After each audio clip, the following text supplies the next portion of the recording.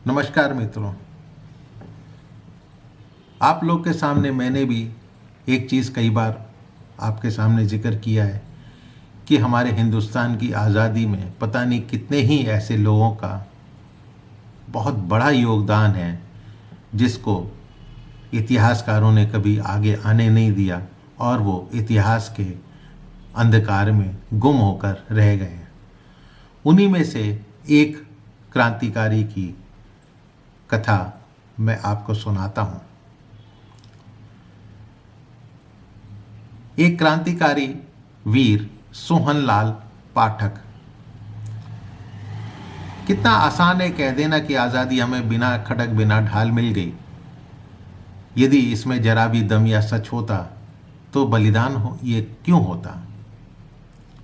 अमर वीर सोहनलाल पाठक, जिन्होंने अपनी उग्र जवानी को देश के नाम लिख दिया जब कुछ नकली ठेकेदार अंग्रेजों की मेम साहब के पीछे चलते दिखाई देते थे।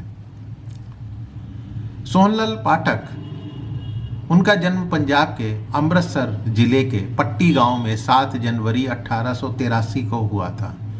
श्री चंदाराम के घर। पढ़ने में तेज थे तो उन्हें कक्षा 5 से मिडिल तक छात्रवृत्ति मिली थी।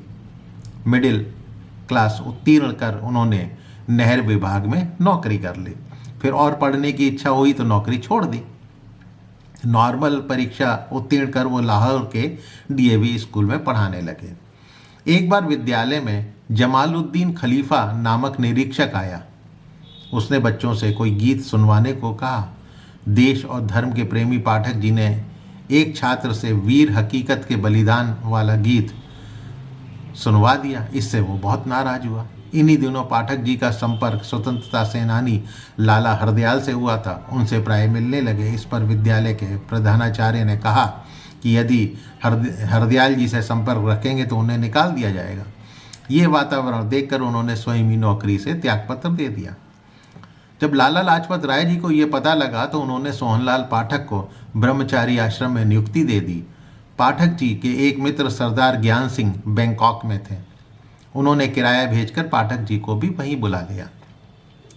दोनों मिलकर वहाँ भारत की स्वतंत्रता की अलख जगाने लगे, पर वहाँ की सरकार अंग्रेजों को नाराज़ नहीं करना चाहती थी। पाठक जी अमेरिका जाकर गदर पार्टी में काम करने लगे। इससे पूर्व हांगकांग गए तथा वहाँ एक विद्यालय में काम किया।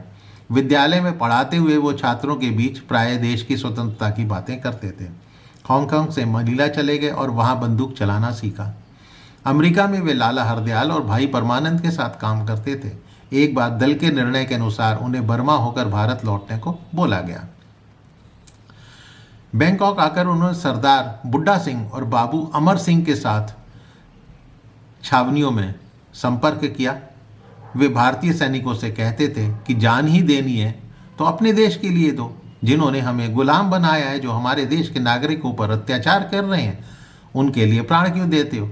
इससे छावनियों का वातावरण बदलने लगा। पाठक जी ने श्याम में पक्को नामक स्थान पर एक सम्मेलन बुलाया। वहाँ के एक कार्यकर्ता को उन्होंने चीन के चिपीनटन नामक स्थान पर भेजा और वहाँ जर्मन अधिकारी 200 भारतीय सैनिकों को बर्मा पर आक्रमण करने के लिए प्रशिक्षित कर रहे थे।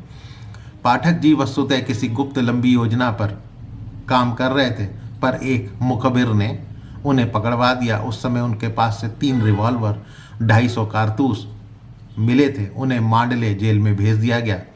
स्वाभिमानी पाठक जी जेल में बड़े से बड़े अधिकारी के आने पर भी खड़े नहीं होते थे। अत्याचारी ब्रिटिश शासन विरोधी साहित्य छापने तथा विद्रोह भड़काने के आरोप में उन पर मुकदमा चला। पाठक जी को सबसे खतरनाक समझकर 10 फरवरी 1916 को मातृभूमि से दूर बर्मा की मांडले जेल में फांसी दे दी गई। उस अमर बलिदानी को याद करना कितना ज़रूरी है, हम शायद ये भूल गए हैं। उसकी गौरव गाथा को हमेशा इतिहास को याद रखना चाहिए।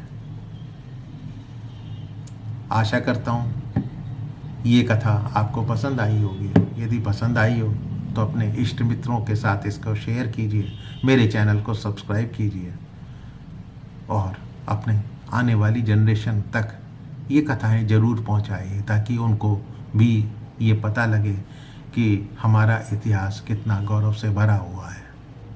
फिर मिलता हूँ किसी नई कथा कहानी के साथ आपके साथ। तब तक के लिए आज्ञा दीजिए। नमस्कार।